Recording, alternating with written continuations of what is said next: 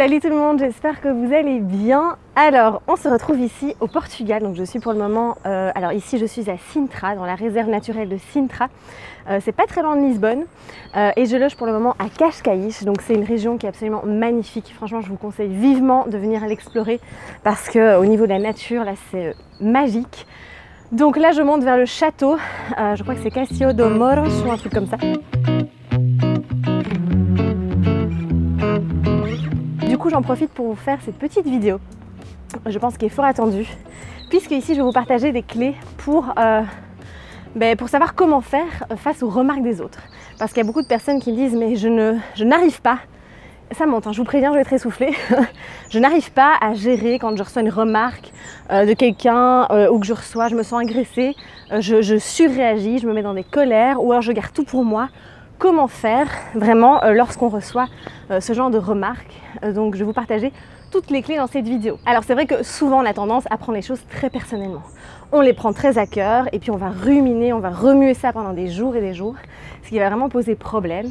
Et puis on va surtout laisser bloquer tout ça dans notre corps et il y a un moment donné où le corps il va s'exprimer. Bon, j'essaie de ne pas me perdre parce que là c'est un petit peu un labyrinthe ici. Donc la première clé que j'avais envie de vous partager quand vous recevez une remarque comme ça de quelqu'un, c'est de prendre beaucoup de recul, de rester calme, surtout de ne pas réagir, mais de plutôt se dire je prends un moment où je me pose, où je reste au calme, je prends du recul sur la situation, parce que quand on réagit directement, en fait, on réagit de manière impulsive.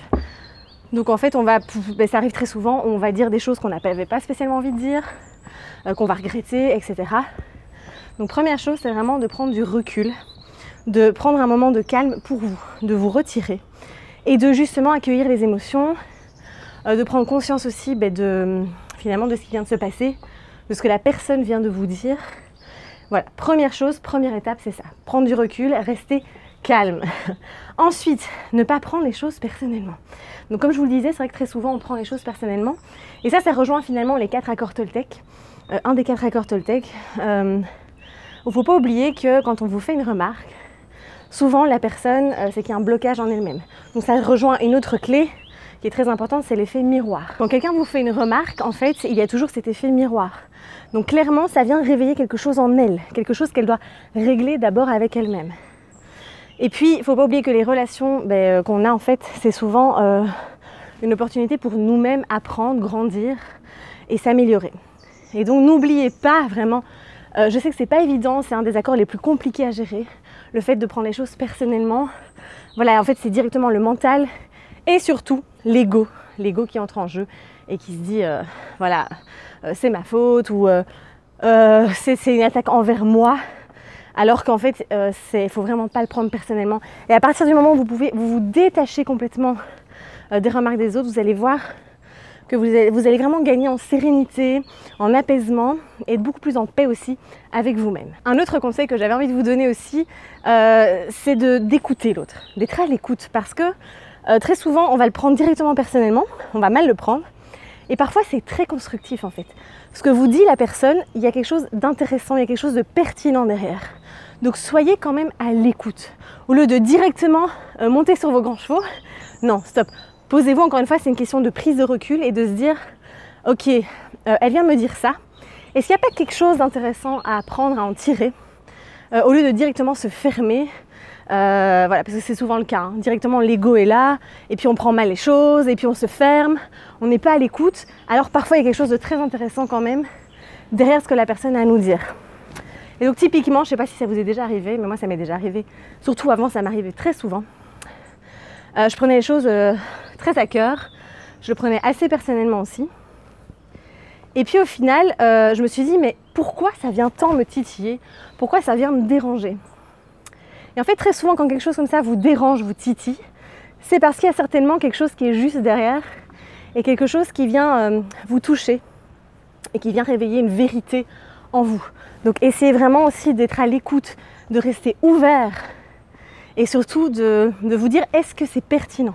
Après, si ce que la personne vous a dit n'est pas du tout pertinent, que voilà, ça ne vous apporte rien et que c'est juste de la critique gratuite comme ça, évidemment là on passe à autre chose. Ne perdez pas votre énergie, je sais même pas où je vais là, on va y arriver. Donc ne perdez pas votre énergie avec des personnes qui vous critiquent gratuitement, sans aucune constructivité derrière. Là, on passe à autre chose. Parce que voilà, c'est une perte vraiment de temps et d'énergie. Et puis n'oubliez pas non plus qu'on a tous une perception des choses, une perception différente de la vie. On a des points de vue différents aussi. Donc c'est encore une fois d'accueillir tout ça. De se dire que l'autre, c'est sa perception. Il est peut-être bloqué là-dedans. Et puis il projette ses peurs peut-être sur vous aussi.